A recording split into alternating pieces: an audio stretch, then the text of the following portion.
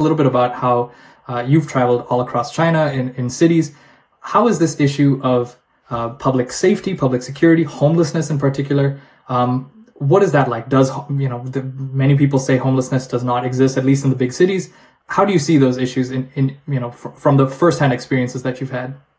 I mean, this is a question I'm extremely passionate about, and I'm going to try to link it to some of the very important points that you made before, especially about, I guess, people's like mentality when it comes to being like the after ripple effect of being colonized, right? But anyway, I'll start with my everyday life in China, I guess. And I think as a woman, I think that is one of like the most deepest concerns and, something that I am so deeply, I care about, right? Because I actually lived in New York for 8 years before I moved to Shanghai.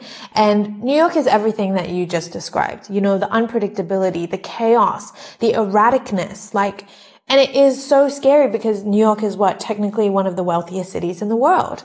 And yet you see drug use on the street. You see homelessness everywhere. And because of those very intense and undignifying living conditions, people are aggressive and they're unhappy and they're extremely dissatisfied with the way that nobody is there to help them. Nobody is there and there's no structural help to get these people out of their current situations, right? Because again, I think because the West is so individualistic and there's this capitalist mindset of, oh, this person is on drugs and that is their own fault. They're inherently just like a waste or whatever. Because of this harmful mindset, people are not questioning the system at play that is causing the raising rates of homelessness. They're not questioning why the drug use is going, higher and higher every single year in the West. And so when I was about 30, I turned 30 and I turned 30 in New York, and I just realized, I'm not an American citizen as well. So living in the US as a non-American citizen is also very precarious. And I have the anchor and the privilege of being able to have a home in China. And so of course, I really started to consider moving to China. And as I did, I really realized that I'm like a weight is off my shoulders. I can breathe. I don't have to look, behind me every second of the day. Truly, when I was in New York City, people are genuinely scared to go home at night, right? Or they're scared to walk on the street at night. And there is a good reason for that. It's not even an exaggeration. I've been on the public transportation system. There's been people armed with knives just pointing them while sitting down. There's people sleeping on the trains, but then getting arrested for it by the US military. It's just so almost dystopian, but that is the reality of a crumbling Western empire. In China, the ease that I feel, of being able to walk at any moment of the day, especially deep into the night, walk on the streets, I feel extremely safe, extremely protected. I see one of my favorite things and like you said, I really like to document everyday life. And I'm not just here to document the big skylines or the amazing AI technology, right? Sure, that's all very impressive. But for me, I also love to be on the streets and then see a moped that is, the key is in the ignition and the driver is somewhere else, right? The driver is usually maybe a delivery worker or delivery driver who is a working class man. And he just leaves his bike on the street with the bike in the ignition. That could never happen in the West, and we know that, I see kids on the street all the time. The other day I saw children playing musical chairs, right? Just outside at 11 p.m. with a bunch of chairs that were outside. And this kind of vibrancy, the elders who go exercise every single day, who go to the parks and who dance together.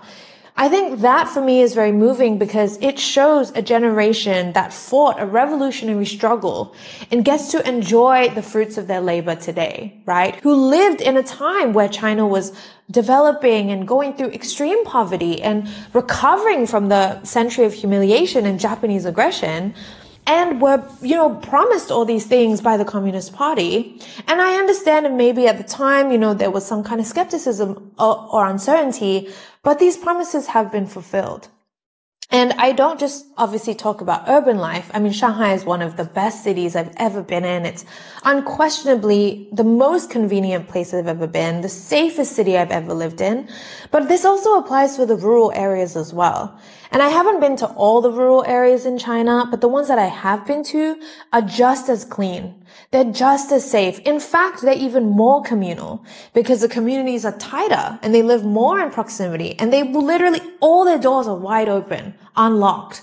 You know, nobody is scared of theft or crime. It's just like, we're in the same village. Come over, eat with me. I don't know who you are. I don't know your name, but you're my family, right? That is the mentality. And it's beautiful. It's utterly beautiful. And I really devote a lot of my time trying to dispel Western propaganda, but the questions that really personally bother me, you know, like for example, about the safety or the cleanliness or the cultural hegemony that apparently China is facing, but actually is what the West has tried to do. It's just all so hypocritical. But also in, you know, the rural areas as well, the culture is alive and well. And if anything is being revitalized, you know, I'm very passionate about rural revitalization. And I also think that all the developments that are happening in the urban areas, you get to see the own version of it in the rural countryside as well. All the rural villages are connected to WeChat,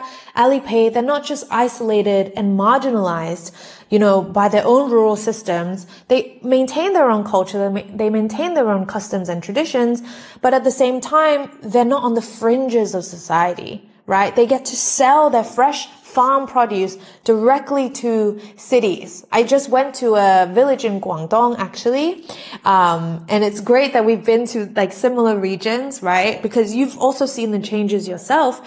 So this village is famous for lychees. And I think Guangdong region, they're very famous for lychee trees and longyan trees and this beautiful fresh produce.